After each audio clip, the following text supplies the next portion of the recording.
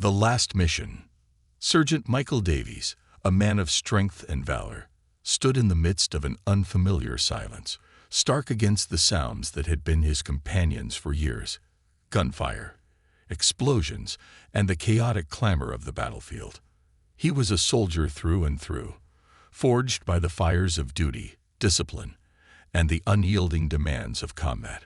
But today, standing in Hartsfield-Jackson Atlanta International Airport, a place of temporary goodbyes and long-awaited reunions, he felt hollow, worn down to the very marrow of his bones.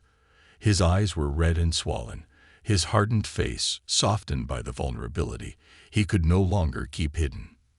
In his hands, he clutched a small, creased photograph, his only tether to the life he used to know.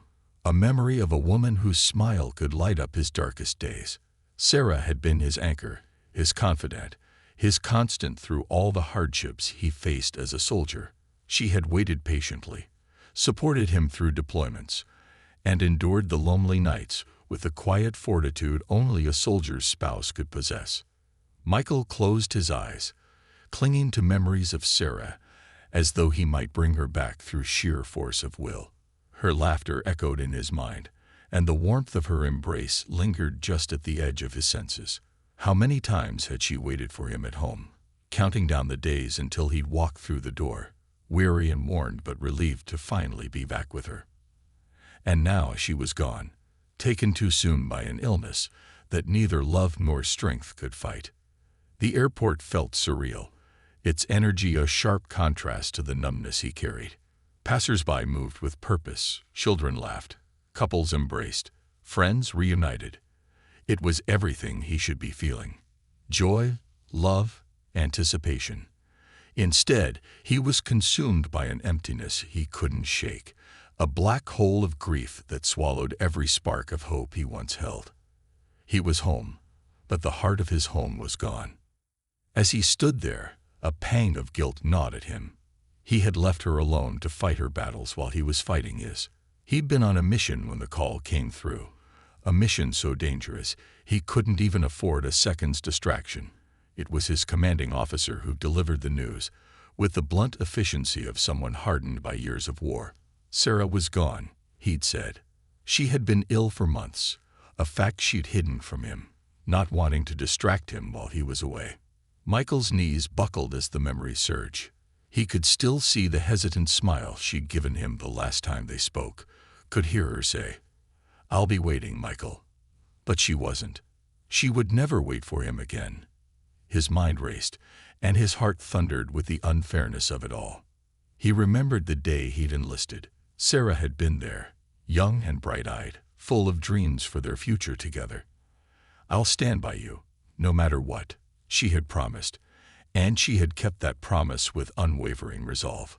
She had sacrificed more than he ever could: her dreams, her nights, her peace, all to stand by him, a man who was called by duty far more than he was allowed to stay by her side. And what had he given her in return? Loneliness, worry, and in the end, a husband who couldn't even be there to say goodbye. The weight of that realization pressed down on him, harder than any burden he had ever carried in the field. He felt a hot, stinging sensation behind his eyes, and before he knew it, tears were streaming down his face. He was a soldier, trained to endure pain and loss, but this loss cut him to the core, reaching parts of him that his training could never touch. As he tried to control his sobs, a gentle hand touched his shoulder. Startled, he turned to see a young airport employee looking at him with compassionate eyes. She was maybe in her 20s, with a warmth in her gaze that softened the raw edges of his grief. "Sir, are you all right?" she asked softly, though the answer was evident. He tried to collect himself, tried to answer her, but the words caught in his throat. How could he explain what he was feeling?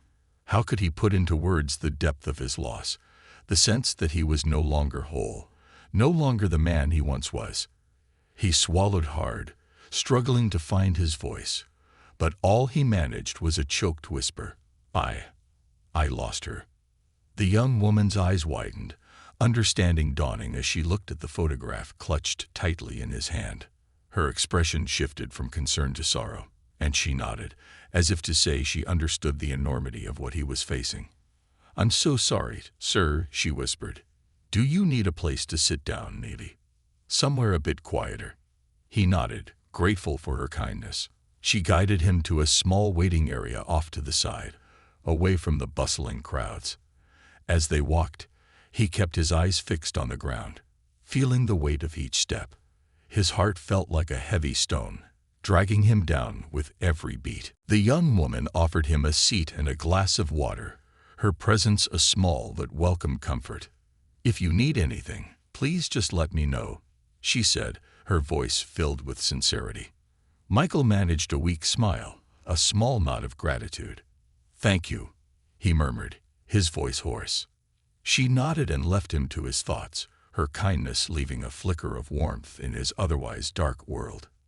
Sitting alone, he glanced down at the photograph again.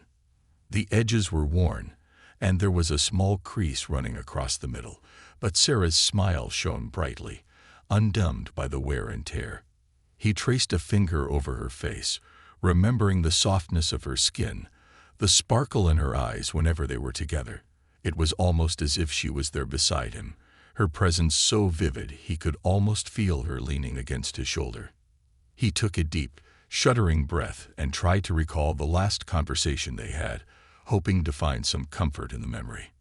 They had talked about the future, as they always did, making plans they never expected would be cut short. She had told him to come home safe, had assured him she would be waiting, just as she always did. But she hadn't told him how sick she really was, hadn't let him see the pain she was hiding behind her smiles. She had borne her suffering alone, all so he could focus on his duty. The guilt washed over him anew, fierce and unrelenting. He had been her protector, her husband, her love. And yet, when she needed him most, he hadn't been there. He had been half a world away, fighting someone else's battles, while she fought the greatest battle of her life alone. Just then, he felt another presence beside him. Looking up, he saw a group of people gathering, watching him with gentle, empathetic expressions. Some of them were airport staff, others were travelers who had paused in their journeys to offer silent support. Their presence was quiet, respectful, but powerful. In that moment, Michael realized that he wasn't as alone as he felt. An older man, wearing a veteran's cap, stepped forward and placed a hand on Michael's shoulder. "Son, I don't know your story, but I know loss. You're not alone in this." The words, simple as they were, struck a chord within him. He didn't know these people, and they didn't know him, but they understood his pain in a way only those who had faced loss could. And in their presence, he found a semblance of peace, a reminder that even in his darkest hour, he wasn't entirely alone. As he sat there, surrounded by strangers who felt more like friends, Michael felt a faint glimmer of hope. He had lost Sarah, but her memory, her love, her strength, they were still with him, woven into the fabric of who he was. And maybe, just maybe, he could carry her with him, a light to guide him through the darkness of his grief. The weight of homecoming. Sitting there, a soldier stripped of his usual armor, Sergeant Michael Davies felt the bittersweet weight of home. The journey he'd anticipated for months was meant to be a reunion with love, not a descent into grief. And yet, the physical space he occupied, this busy airport terminal, surrounded by empathetic strangers, felt like a strange cocoon, a place where he could finally begin to process the emotions he had buried under duty, loyalty, and the stoic silence of a soldier. The group around him remained a respectful distance, but a few stayed, their quiet presence a gentle reminder that he wasn't invisible, even though he wished he could be. He traced the edges of Sarah's photograph with his thumb, lost in memories that seemed to twist like a bittersweet knife. He saw flashes of their life together, each memory blooming in his mind, raw and painfully vivid. He remembered the day they met. She had been so full of life, vibrant and carefree, a stark contrast to his regimented world. She'd laughed at his stiff manner, teasing him about his soldierly seriousness, and somehow he'd found himself smiling, breaking free of the armor he usually kept so firmly in place. Her laughter had filled him with warmth, and he'd fallen in love with her as swiftly and as surely as a man jumps into battle. Then there was their wedding day. They'd held the ceremony in a small chapel just outside his base. It had been a modest affair, surrounded by a few close friends and family. But the love in that room had felt like it could fill an entire stadium. She had looked radiant, glowing with joy, her eyes locked on him as if they were the only two people in the world. He'd promised to protect her, to always come back, no matter what. It was a vow he kept in every way he knew how, until now. As he sat there, his thoughts darkened, invaded by the agonizing memories of their last phone call. It had been just another routine conversation, one of many they shared during his deployments. She hadn't mentioned her illness, hadn't hinted at the pain she was enduring. Instead, she had listened to his stories, laughed at his jokes, and encouraged him, as she always did. He felt an ache in his chest as he realized the depths of her sacrifice, the strength it had taken for her to hide her suffering so that he could focus on his mission. A sudden wave of anger surged through him, hot and fierce. Why hadn't she told him? Why had she kept her illness a secret, denying him the chance to be there for her, to hold her hand, to tell her how much he loved her? He clenched his fists, his nails digging into his palms, fighting against the rage that threatened to consume him. He had been her husband, her partner, yet he had been left in the dark, separated from her final moments by the call of duty. The older veteran who had approached him earlier seemed to sense his turmoil. He stepped closer, his gaze steady and knowing. "I don't pretend to know your story, son, but I can tell you one thing. Sometimes, the ones we love keep things from us because they don't want to see us hurt. It's a kind of love, even if it doesn't feel like it." The words resonated, and slowly, Michael felt the anger begin to recede. Maybe she had kept her illness a secret out of love, a final gift to protect him from pain, even if it had broken him now. In her own way, she had been as selfless as he had always tried to be. After a few minutes, the veteran handed him a small card with an address written on it. "You need a place to grieve, son. There's a veterans center not far from here. They've got counselors, and they know how to help soldiers like you, soldiers carrying a lot of loss." Michael hesitated, the idea of talking to a counselor foreign and uncomfortable. He'd always been the strong one, the one who carried others through their hardships. But now, the weight he bore was crushing, and he felt like he was sinking under it. Perhaps he needed help to find his footing again.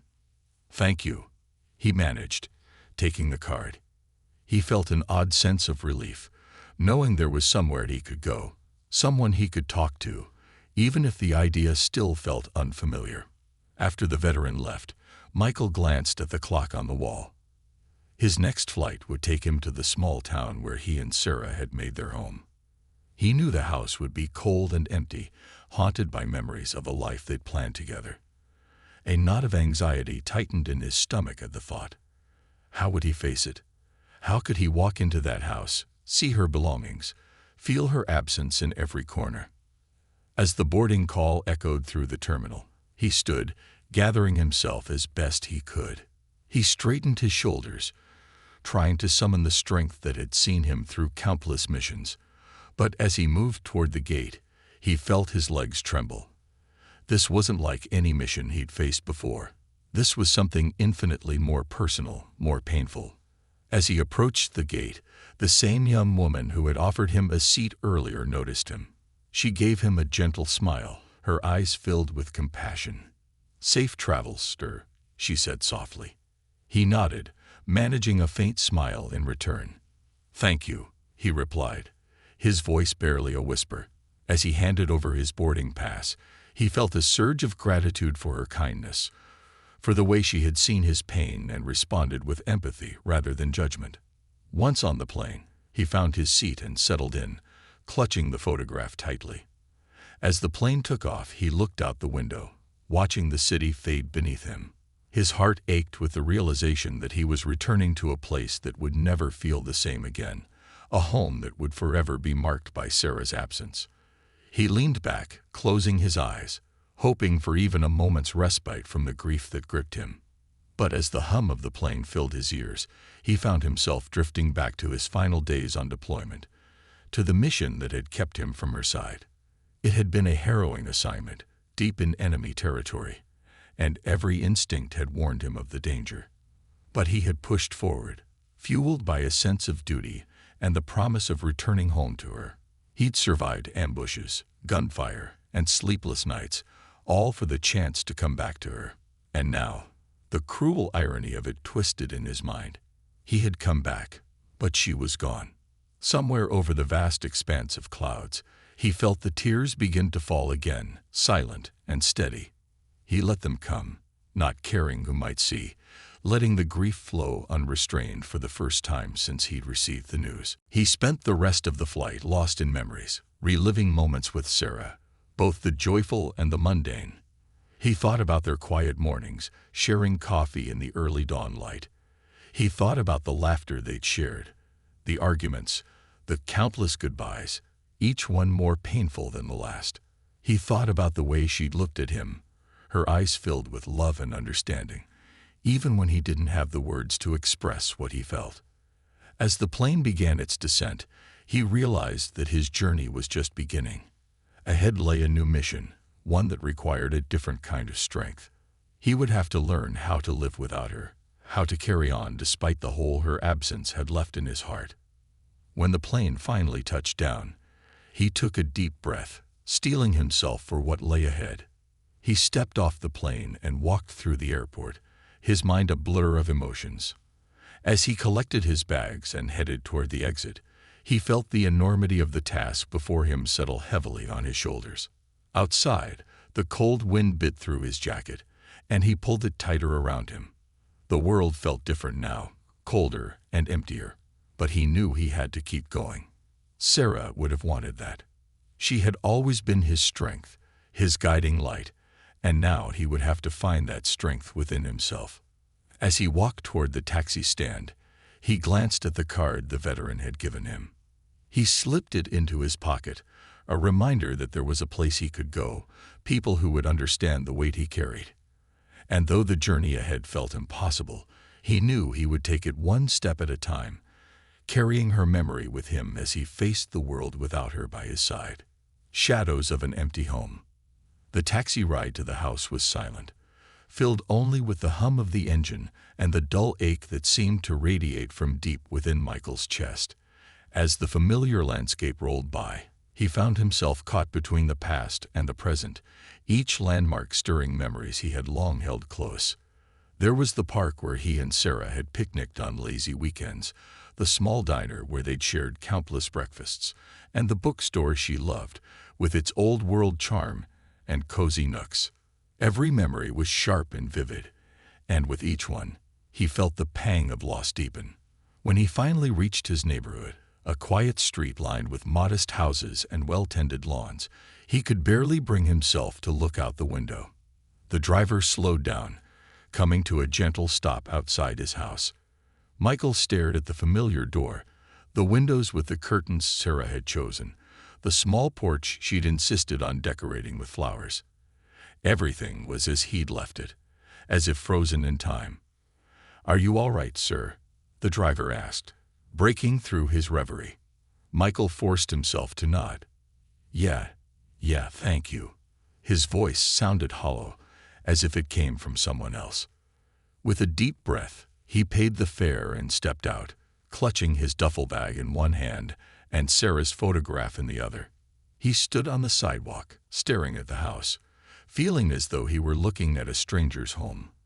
The place that had once been a sanctuary now felt like a reminder of everything he had lost, an empty shell that held nothing but memories and shadows.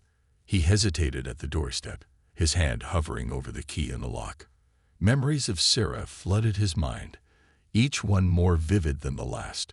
The way she would rush to the door when he came home, her face lighting up with joy, her arms wrapping around him in a warm embrace. Now he was met with nothing but silence, an oppressive quiet that seemed to echo his grief. Finally, he turned the key and pushed the door open, stepping into the house. The air was still, carrying a faint scent that reminded him of her, something floral, a fragrance she'd loved. He closed the door behind him, the sound seeming too loud, breaking the fragile stillness.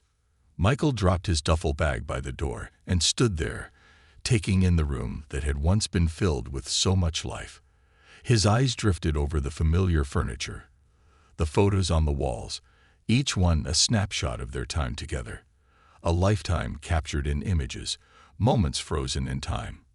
There was their wedding picture, Sarah's laughter caught mid-smile, her eyes bright with happiness.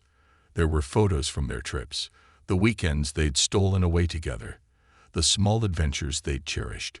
But now, each picture felt like a weight pressing down on him, each memory a reminder of what he'd never have again. He moved through the house like a ghost, each room revealing more of her presence. In the living room, a book lay open on the coffee table, a bookmark wedged between its pages. He picked it up, his fingers brushing over the worn cover.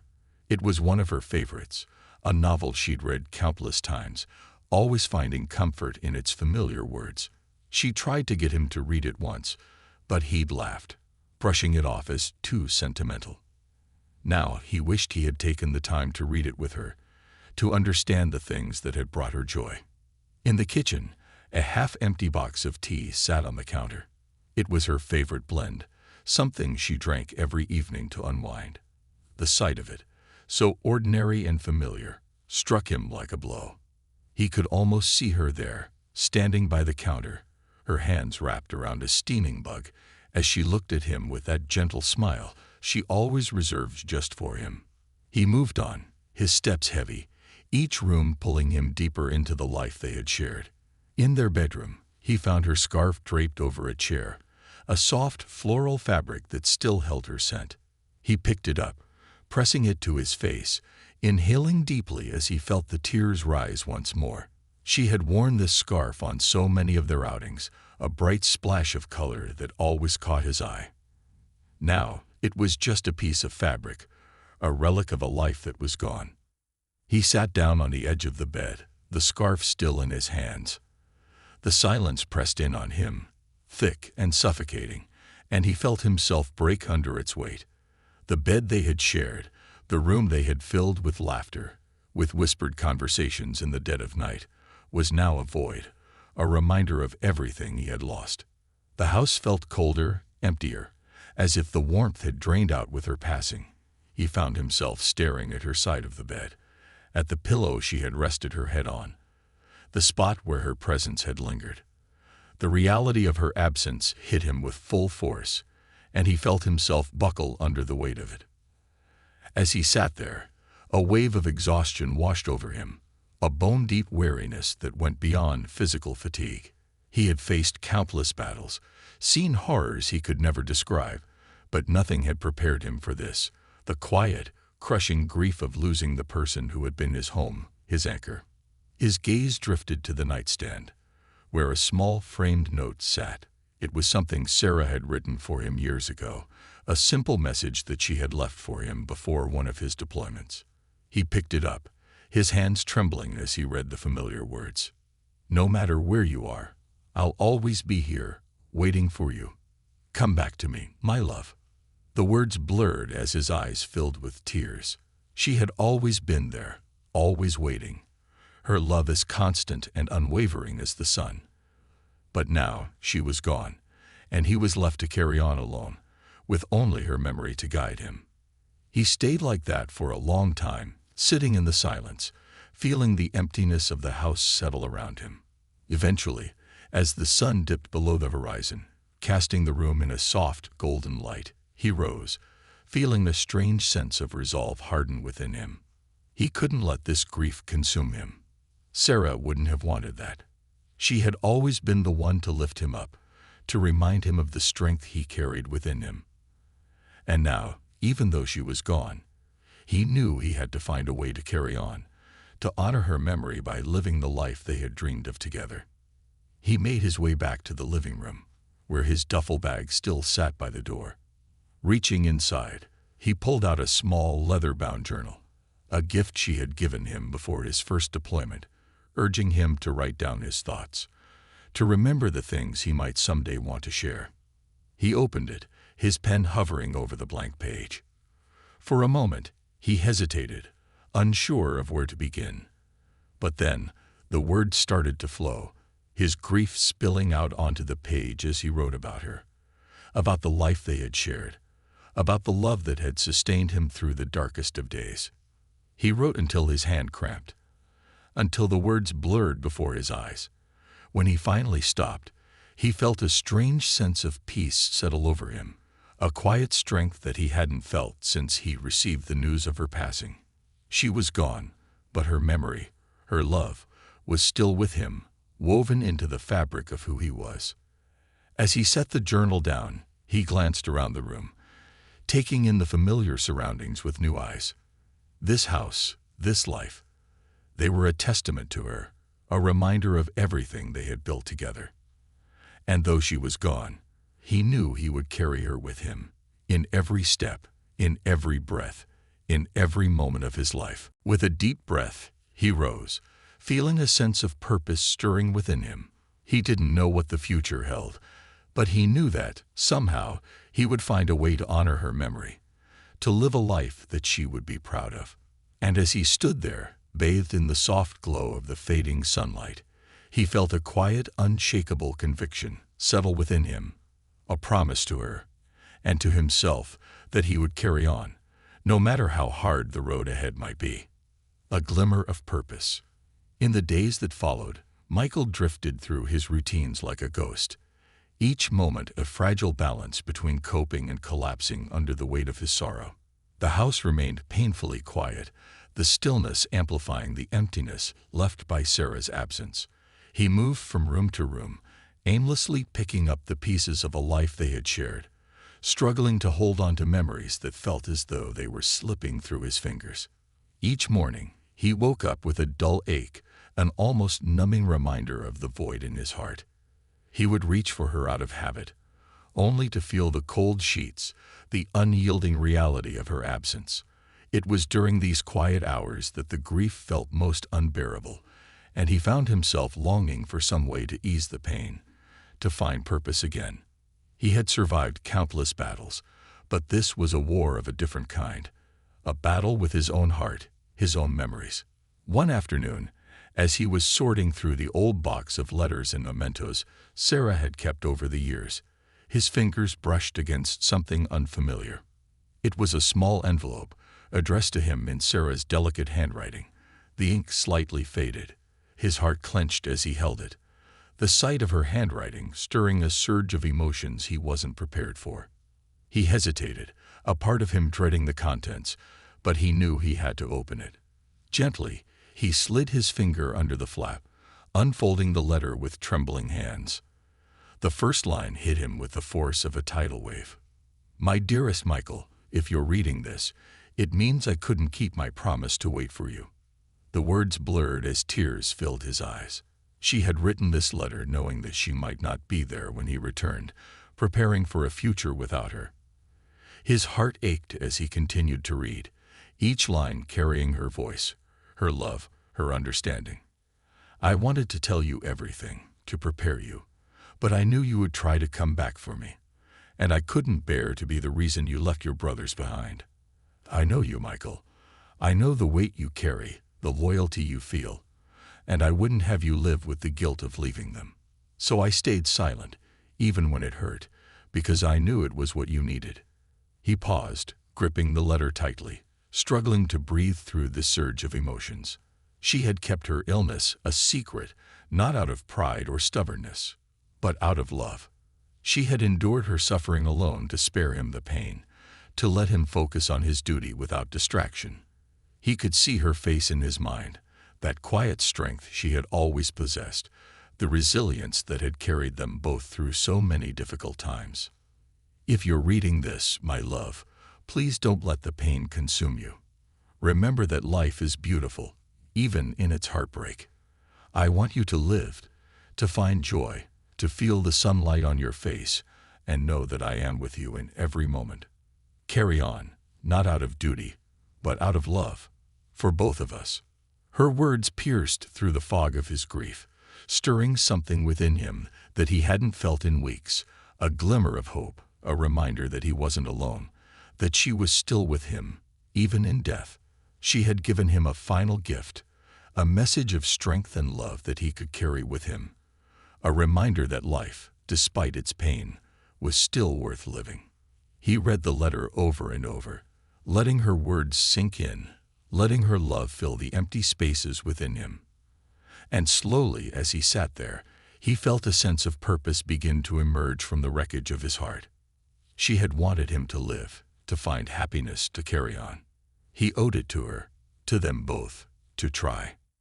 That night, for the first time since her passing, he slept without nightmares, his dreams filled with the sound of her laughter, the warmth of her smile. It was as if she were there with him, a comforting presence that wrapped around him, easing the ache in his heart. And when he woke up, he felt lighter, as if a weight had been lifted, as if her spirit had left him with a newfound strength. The next day, he went to the Veterans Center, the card the older man had given him burning a hole in his pocket. He wasn't sure what he was looking for, but he knew he needed to be around others who understood the weight he carried. He needed to connect, to find some semblance of belonging in a world that felt foreign and empty. The center was a modest building, nestled between a row of storefronts, its exterior unassuming but welcoming. As he stepped inside, he was greeted by a quiet, peaceful atmosphere, the walls adorned with photos of men and women who had served, each face a reminder of the sacrifices they had made. A woman at the front desk smiled warmly as he approached, her eyes kind and understanding. "You must be Sergeant Davies," she said, as if she had been expecting him.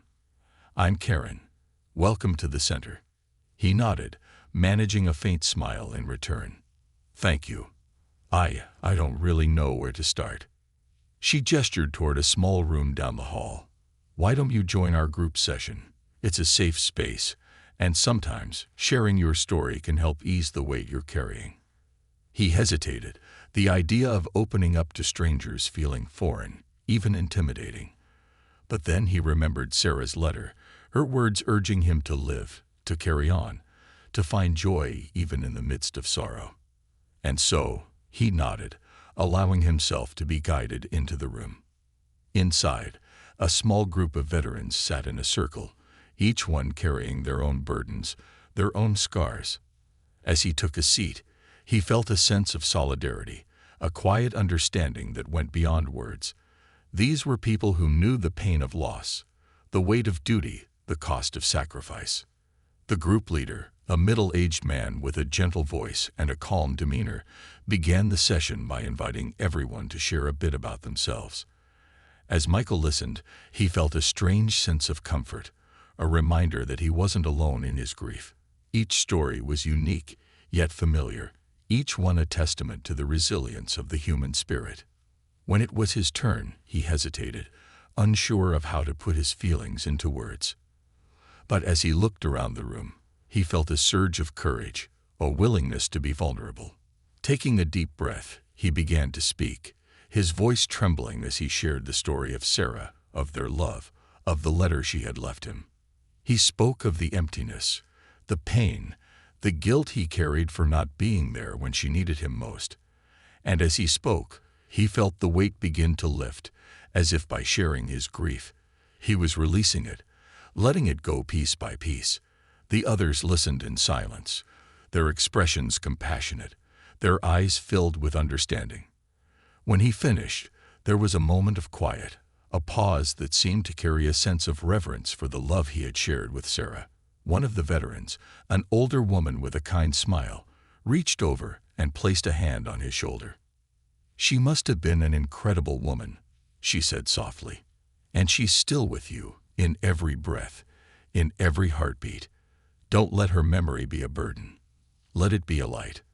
Her words struck him, echoing the message Sarah had left in her letter.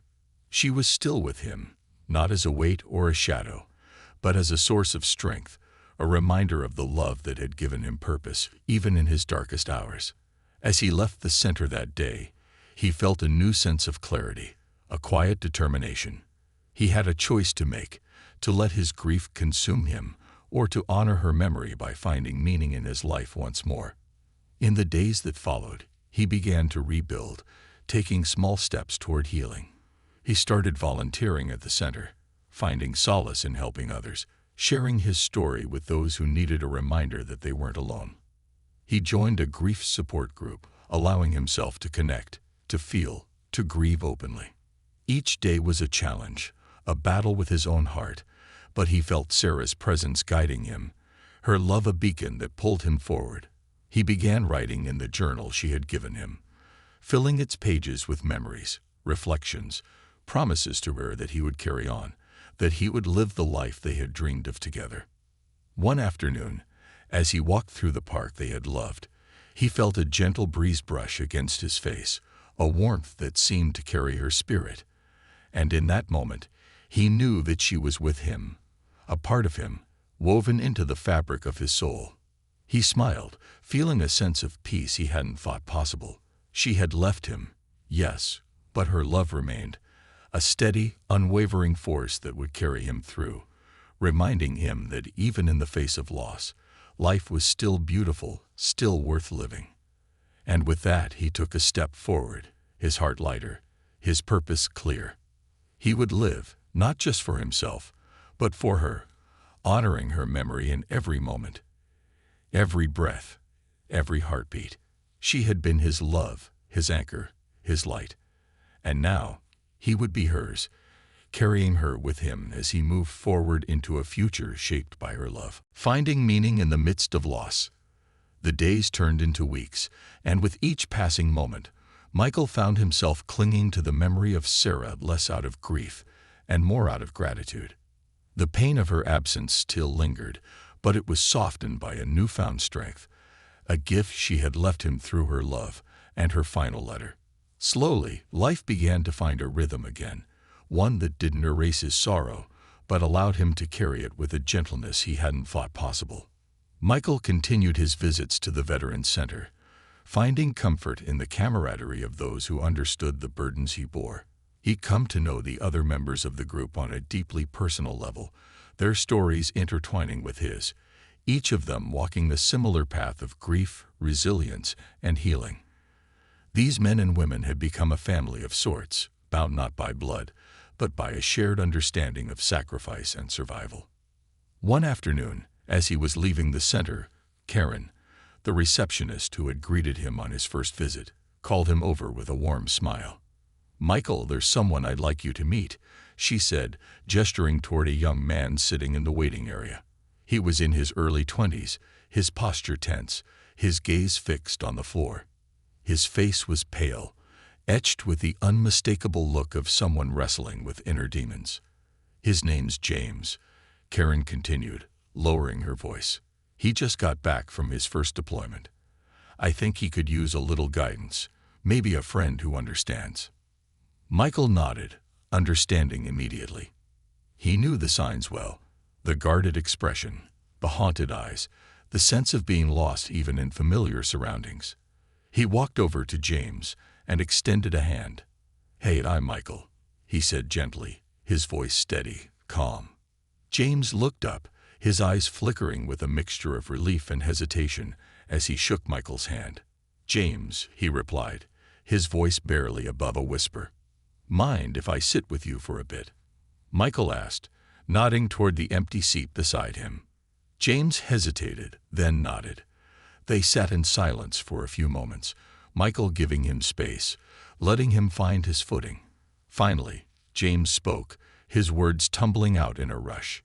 "It's just hard, you know. Coming back. I thought I'd be fine, but—" He trailed off, his hands clenching into fists as he struggled to find the words. Michael nodded, understanding exactly what he meant. "It's like stepping into a different world, isn't it? The things you saw, the things you did, they're not something you can just leave behind. But you're not alone, James. We're all here for you." James exhaled shakily, his shoulders relaxing just a bit. "Thanks," he murmured, glancing at Michael with a flicker of gratitude. "I thought no one would get it, you know." Michael placed a reassuring hand on his shoulder. "Believe me, I get it. And so do a lot of people here. This place, it's where I started to heal, where I realized I didn't have to carry everything on my own. They talked for a while longer, sharing stories, memories, and the weight of experiences that were often too heavy to bear alone. For Michael, it felt strangely fulfilling to be able to help someone else, to use his own pain as a way to ease the suffering of another. He realized that in supporting James, he was also finding healing for himself, a sense of purpose that Sarah had wanted him to find. Over the next few weeks, Michael continued to mentor James, meeting him regularly at the center and sometimes even taking him out for coffee.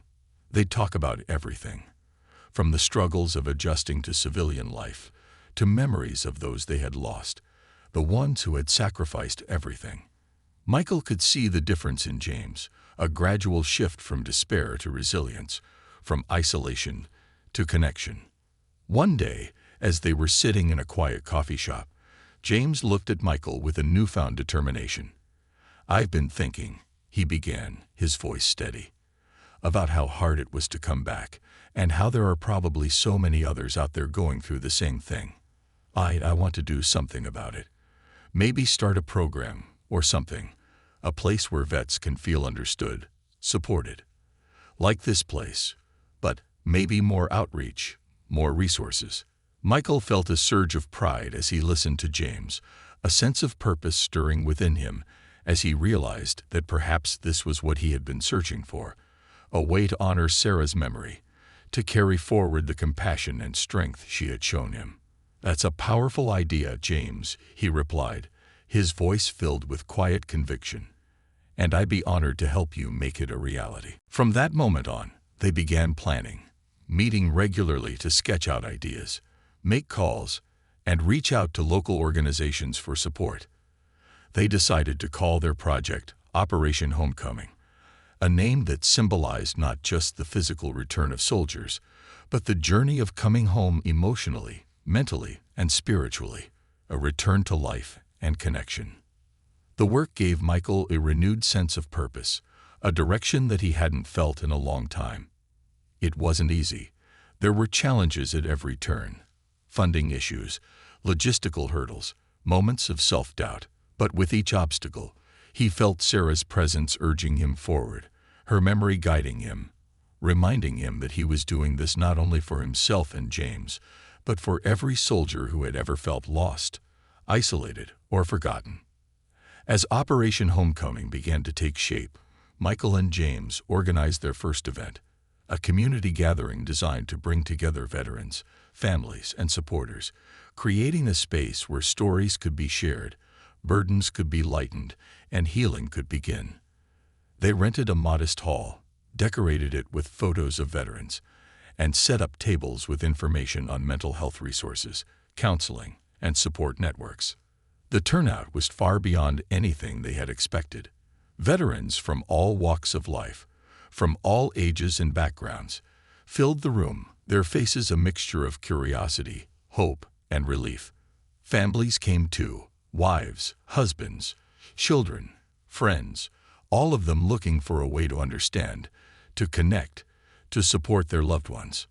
Michael stood by the entrance, watching as people filed in, feeling a profound sense of fulfillment. He caught sight of a young woman guiding her elderly father, a World War I veteran, into the room. There was a teenager with a military cap, sitting beside his mother, listening intently as an older man shared a story from his time in the service. Everywhere he looked, he saw lives connecting, stories blending, walls coming down. At one point, a young woman approached him, her expression filled with gratitude. "Thank you for this," she said softly, her eyes glistening with unshed tears. "My husband, he came back different, and I didn't know how to help him. But today, he's smiling again. I haven't seen him smile like that in months." Michael felt a lump rise in his throat, her words striking a chord deep within him. This was exactly what he had hoped for, a place where people could find hope, connection, understanding, a place where healing could begin, even in the smallest of ways. As the evening wore on, James took the microphone. his voice filled with emotion as he shared his own story, his struggles, his journey, and his gratitude for finding a purpose in helping others. When he finished, the room erupted in applause, a ripple of support and encouragement that filled the air with warmth and hope. Michael felt a sense of peace settle over him, a quiet joy that he hadn't felt in a long time. For the first time since Sarah's passing, he felt as though he was honoring her memory in a way that truly mattered. She had always been his compass, his light, and now, through this work, he felt her presence guiding him, urging him forward. As the event wound down and people began to leave, he stood by the door, shaking hands, exchanging smiles, listening to words of gratitude and encouragement. Each person he spoke to added another layer to his healing, another reminder that he wasn't alone in his grief, that he was part of something larger, something meaningful. When the last guest had left, and the hall was quiet once more, Michael sat down, exhaustion mingling with a profound sense of fulfillment. He looked around the empty room, the echoes of laughter and conversation lingering in the air, and he felt an overwhelming sense of gratitude. For Sarah, for James, for the chance to turn his pain into purpose. As he sat there, he closed his eyes, and for a moment, he could almost feel Sarah beside him, her hand resting on his shoulder, her smile filling him with warmth. He could hear her voice, soft and clear, as if she were right there with him. "You did it, Michael. You found your way."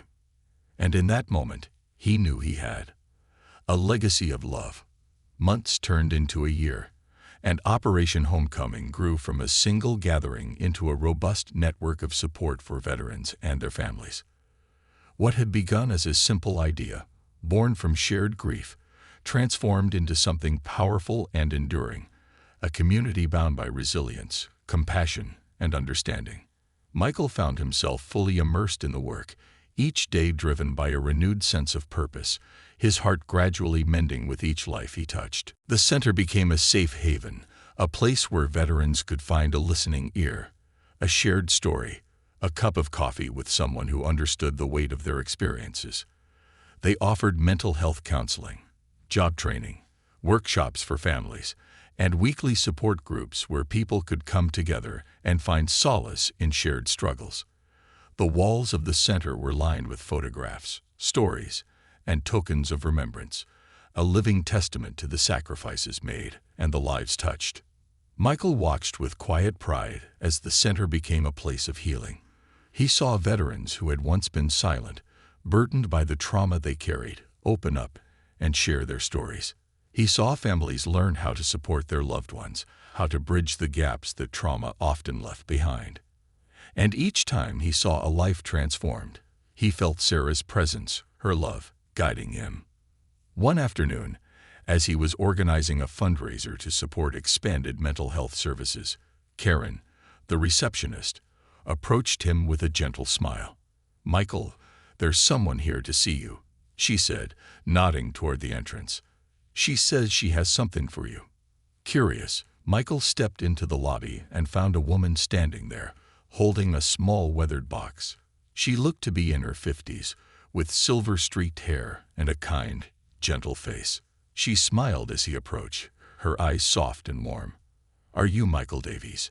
she asked, her voice quiet and steady. He nodded, a flicker of curiosity sparking within him. "Yes, that's me. How can I help you?" The woman took a deep breath, her gaze lingering on the box in her hands. "My name is Margaret, and I was a friend of Sarah's. We met at the hospital where she was receiving treatment. She spoke about you often, and, well, she asked me to hold on to something for you. She said you would need it one day, and that I'd know when it was time to give it to you." Michael's breath caught, his heart pounding as he stared at the box.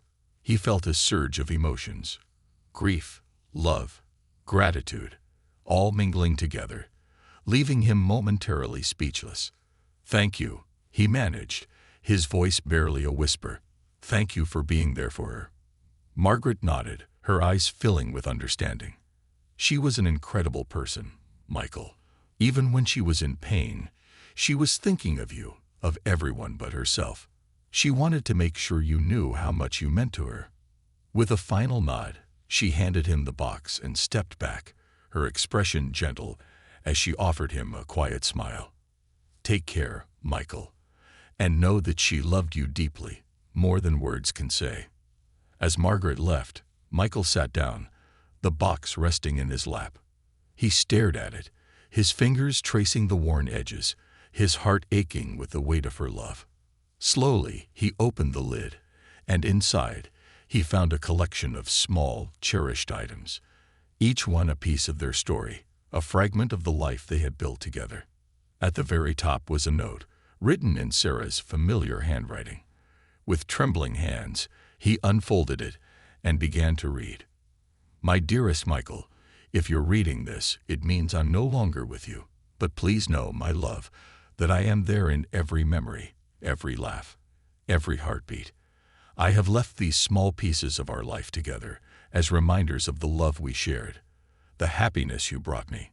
His eyes filled with tears as he continued to read, her words a balm to the ache in his heart. You were my strength, my joy, my love. And I want you to know that I am so proud of you, so grateful for every moment we had together. I know you'll find a way to carry on, to live a life that honors us both, and I hope that these little reminders will give you comfort when you need it most.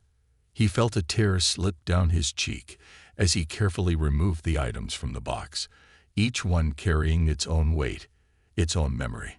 There was the small seashell they had found on their first trip to the beach, the day they'd laughed and chased each other through the surf, carefree and in love. He held it in his hand, feeling the rough edges, and he could almost hear the sound of her laughter mingling with the waves.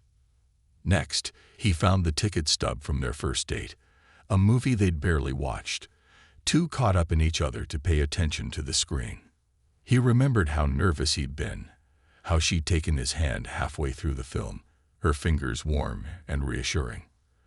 There was also a pressed flower from their wedding bouquet, its petals fragile but still vibrant, a reminder of the promises they had made, the life they had begun together. Finally, at the bottom of the box, he found a small journal, bound in soft leather, its pages filled with Sarah's handwriting. As he opened it, he realized that it was a collection of letters she had written to him during her illness, letters she had never sent, but had saved for him to read when she was gone. He read each one slowly, savoring her words, feeling her presence with every line. She wrote of her love for him, her hopes for his future, her belief in his strength. She encouraged him to keep going, to find joy in life, to live with courage and compassion. I know you, Michael, she had written in one of the letters. I know that you will turn this pain into something beautiful, something meaningful.